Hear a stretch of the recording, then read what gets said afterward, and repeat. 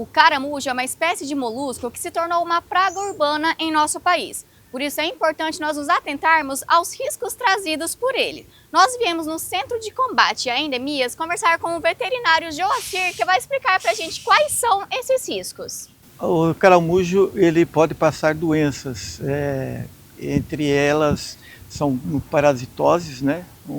Ele carrega certos parasitas que podem ocasionar meningite e problemas abdominais nas pessoas. O que atrai ele para nossas residências? Bom, eles são consumidores vorazes de vegetação. Então, plantas, hortaliças, verduras são fontes de alimentação para eles. Eles sobrevivem nos locais graças a isso. Então, quando é a época de águas, quando nós temos abundância de alimentação, né, muita matéria verde, eles se multiplicam bastante. Como que é a reprodução deles?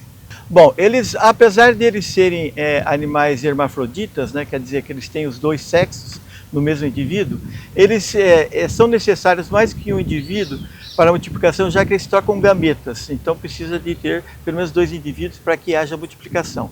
Eles se multiplicam bastante, e principalmente nessa época das águas, né, e eles necessitam de ter matéria orgânica para eles se multiplicarem. E quais os métodos de combate para ele? Bom, o método mais eficaz é a catação. Eles são moluscos de hábito noturno, então a gente geralmente tem eles à noite andando, e depois também de chuvas, eles também têm uma boa movimentação. Para a gente combatê-los, a gente deve fazer a catação. Essa catação, obviamente, ela deve ser precedida de cuidados, então utilização de luvas ou pelo menos de sacolas plásticas para você fazer essa catação. O correto para a gente combater é a gente fazer um buraco, colocar cal virgem no fundo e você colocar esses moluscos dentro e jogar mais uma camada de cal por cima e daí por terra. Então é o método correto. Tem alguma forma de a gente prevenir o quintal para não estar tendo essa infestação? Não existe um método eficaz. A catação é o método mais eficaz para a gente fazer esse controle dos moluscos. Por quê? Porque se você for utilizar métodos como, por exemplo, sal, você acaba salinizando o ambiente, o solo. Isso acaba prejudicando a multiplicação, por exemplo, de vegetação. Então, o método correto é a catação.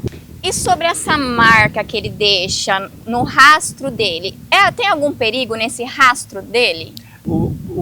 Ele transfere, ele pode contaminar o ambiente e principalmente verduras, frutas, ao se deslocar. Essa baba, vamos dizer assim, né, que ele tem, esse muco, é que está o perigo. Então, verduras, frutas devem ser higienizadas justamente para se evitar esse muco. Como que a gente pode identificar os que são venenosos e os que não são venenosos? Existem os venenosos? É difícil saber se o molusco está ou não está contaminado, mas parte-se do princípio que qualquer um pode estar contaminado. Então, evitar-se o contato com eles e fazer a catação para evitar multiplicação. E aquela espécie menor de caracol que também está sendo muito vista esse ano? É uma espécie diferente, não é um caramujo, é um caracol, só que também tem que tomar cuidado com ela, que ela também é nociva. Come vegetação e também ela pode passar doenças, então tem que tomar cuidado também com essa espécie. E também o método é o mesmo, é a catação da mesma maneira, o método de controle é o mesmo. E para facilitar a coleta dos moluscos, uma das dicas é a seguinte: no final da tarde, pegue um recipiente ou tigela, coloque a cerveja até a metade e adicione um pouco de água para diluição. O cheiro forte dos compostos da fermentação irá atraí-los, e para que os caramujos possam subir, coloque gravetos ou pedras ao redor.